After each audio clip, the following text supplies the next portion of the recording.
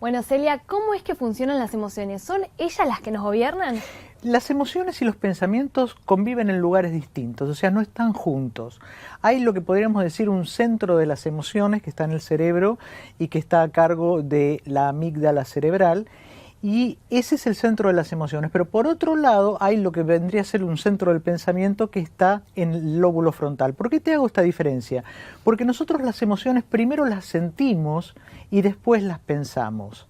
O sea, la emoción, nosotros tenemos el registro de la emoción y en el momento en que tenemos ese registro de la emoción, no actúa el pensamiento. Hay un periodo de tiempo que puede llegar hasta 90 segundos, lo cual es muchísimo, que se llama un periodo refractario. En ese momento, cuando nosotros estamos atrapados, literalmente secuestrados por la emoción, los pensamientos que tenemos pueden estar distorsionados por esa misma emoción y es un periodo esclavizante. Es cuando alguien está en un estado en que el otro le habla y le dice y no puede ingresar nada de lo que el otro le habla o le dice.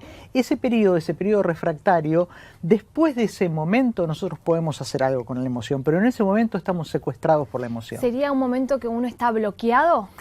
Sí, sería como bloqueado, no entra nada, no entra la información. Lo que sería el lóbulo frontal no puede controlar a la amígdala que está en ese momento tomada por la emoción. La emoción puede ser alegría, enfado, o sea, nosotros no elegimos enfadarnos, ponernos contentos, tener bronca. Tenemos el registro primero de la emoción que llega 2 veces antes ese registro y después el pensamiento. Una vez que ese periodo baja, puede actuar el pensamiento.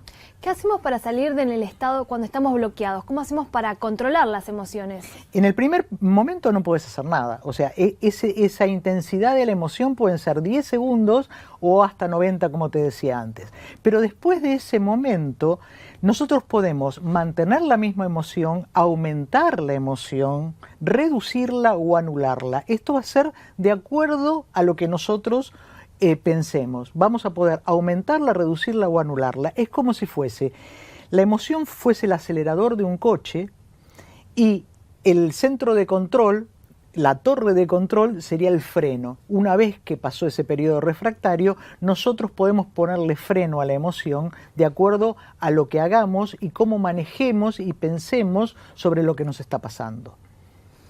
¿Por qué cada uno de nosotros reaccionamos distinto si bien las emociones son las mismas?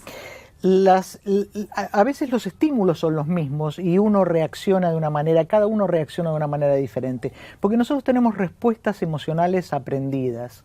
O sea, el aprendizaje, uno aprende a manejar y a gestionar adecuadamente la emoción o no. Por ejemplo, en una casa, en una familia, en cada familia hay distintas costumbres, distintas conductas y distintos aprendizajes que hacen que uno tenga distintas conductas emocionales. O sea que la familia, los amigos o mismo las influencias sociales tienen mucho que ver cómo uno actúa con las emociones. Lo cultural marca mucho la diferencia. Vos mirás una manifestación en un país nórdico y la gente no están, hay separación entre uno y otro, caminan de otra manera, no se empujan, y esto tiene que ver con el control emocional y con la educación. Y las emociones están educadas por la familia y por la cultura que uno tiene. Para reafirmar un poco esto, entonces la emoción, pasa primero la emoción y luego el pensamiento. Así es, primero hay un periodo muy corto o muy largo de unos pocos segundos hasta 90 segundos, donde en ese momento uno está secuestrado por la emoción, es un poder esclavizante que tiene la emoción. A partir de ahí, el tiempo que dura la emoción depende de nosotros.